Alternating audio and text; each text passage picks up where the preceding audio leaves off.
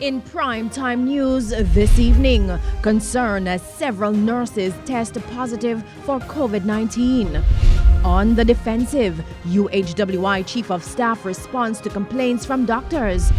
And EOJ says it's ready for Monday when thousands of special electors will cast their vote.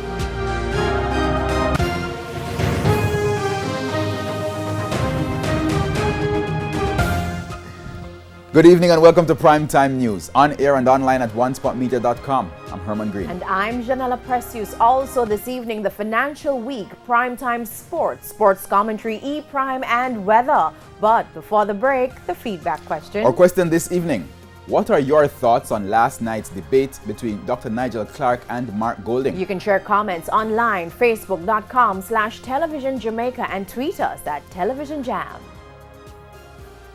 Please stay with us. Primetime News returns right after this break.